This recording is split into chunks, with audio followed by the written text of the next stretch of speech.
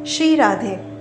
जिस प्रकार गहन अंधकार में हीरा अपनी वास्तविक चमक को प्रतिष्ठित करता है, उसी प्रकार प्रतिकूलता रूपी गहन अंधकार की रात्रि में भक्त रूपी मणि अपना प्रकाश फैलाती है, जिससे अनंत काल तक अनेकों साधक प्रकाश प्राप्त करते हैं। ऐसा ही एक प्रेम के प्रकाश से परिपूर्ण नाम है मीरा। शायद ही कोई ऐसा हो जिसने श्री कृष्ण नाम तो सुना हो, लेकिन मीरा नाम से अपरिचित हो। ये प्रसंग तब का है जब मीरा जी को कष्ट पहुंचाने के उद्देश्य से एक भूखे शेर को मीरा जी के महल में छोड़ दिया गया था। मीरा जी नित्य के भांति ही अपने गिरधर लाल की आरती करके प्रणाम कर ही रही थी कि तभी मीरा जी की एक दासी गोमती दौड़ती दौड़ती घबराई हुई सी मीरा जी के पास आई।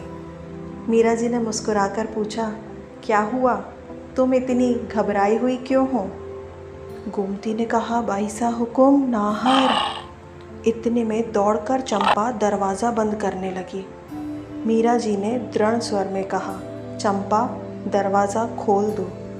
चंपा ने रोते हुए कहा, बाईसा हुकुम, द्वार पर साक्षात काल खड़ा है। मीरा जी ने कहा, द्वार खोलो चंपा, आज तो नरसिंह भगवान पधारे हैं, जाओ पूजा की सामग्री ले आओ। और फिर मीरा जी ने पुकारा, पधारो प्रभु पधारो, आज तो आपने दासी पर बहुत कृपा की। इतना कहते कहते मीरा जी का गला भर आया। ऐसा लगा जैसे वनराज मीरा जी की पुकार की प्रतीक्षा ही कर रहे हों।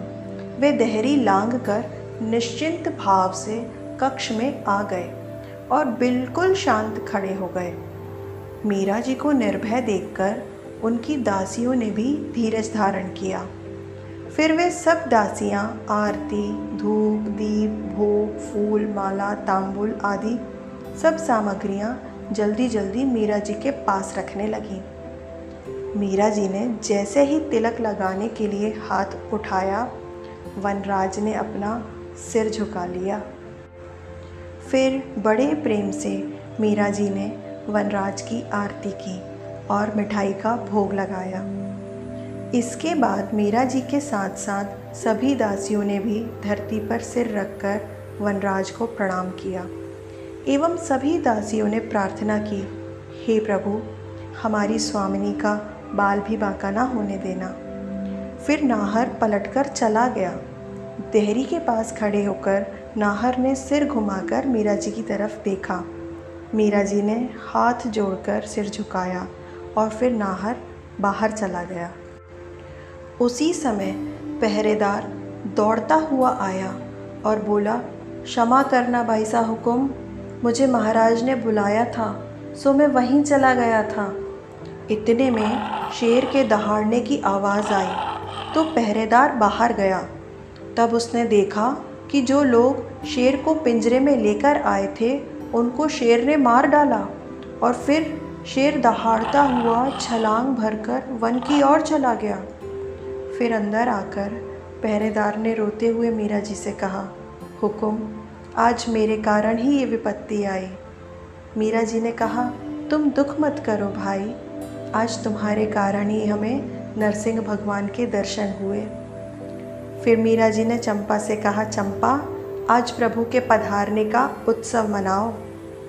धन्य है बाईसा। इतना सब होने पर भी कभी भी उनके मन में किसी के भी प्रति कभी क्रोध नहीं आया। ना जाने मीरा के नैनों में कौन सा ममेरा था जो भूखे नाहर में भी नरसिंह देख लेती थी। जिस प्रेम सिंधु में मीरा जी सतत निमग्न रहती हैं, मीरा जी के पावन स्मरण मात्र से उस प्रेम सिंधु के कुछ छींटे हमारे भी शुष्क हृदय पर पड़ जाएं। बस इतनी सी प्रार्थना है बाईसा के गिरधर लाल से। जय जय श्री राधे।